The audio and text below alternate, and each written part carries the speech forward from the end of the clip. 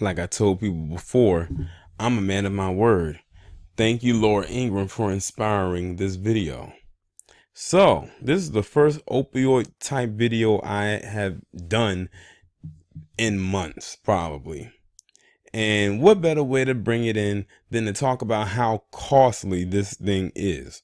So, according to this article on Vox.com, it says that the opioid plague has led to tens of billions lost in tax revenue.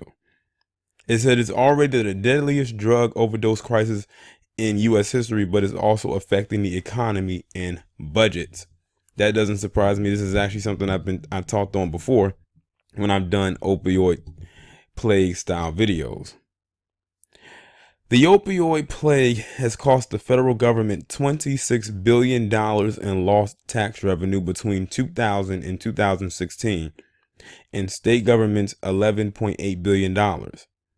The study combines previous research and surveys as well as existing empirical tools to measure tax revenue, to calculate how much income and tax revenue has been lost from people dropping out of the labor market, even temporarily, due to opioid abuse, addiction, or overdose. Different states were affected differently, from California's $843 million in lost tax revenue to Alaska and New Hampshire's $0 because they don't have a statewide sales or income tax relevant to the study. Generally, the more populous states with higher tax rates were hurt more, as well as states hit harder by the opioid plague. The study does have some limitations. For one, these are estimates. It's possible that they are missing some variables that could affect the projections. The researchers also rely on the National Survey on Drug Use and Health to calculate the effects of opioid misuse, but this survey is known to underestimate total misuse and addiction. Still, the study offers some insight into the financial impact on the opioid crisis. Over the years, we have seen lots of stories about the human impact. In 2017 alone, more than 70,000 deaths were linked to drug overdoses, and most of those overdose deaths were linked to opioids. That means lost friends, family, and peers, people who I could not give a damn about. But the new study shows that the overdose crisis also hits community budgets.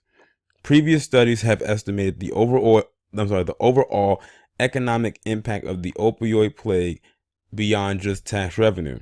A 2016 study, also on medical care, put the total economic burden of prescription opioid overdose, misuse, and addiction at $78.5 billion in 2013.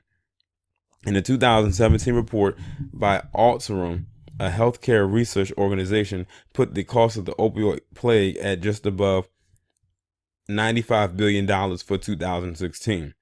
But a White House analysis in 2017 estimated the cost of the opioid plague at $504 billion in 2015. Unlike previous reports, the White House Council of the Economic Advisors looked at not only direct costs like health care expenses and lost potential earnings from work, but also the full value of the activities that people could contribute to if they didn't die prematurely. That gave the White House a much broader and much higher estimate of total costs. The latest medical care study, and particularly relevant here, showing that a taxpayer-funded response in the tens of billions could have paid for itself. And that's for 2000 to 2016, when the opioid plague was not quite as bad as it is today. So we now have the numbers. Whether government officials will act on it remains to be seen. So basically, all that article is telling me is that we are practically paying for these individuals and their habits.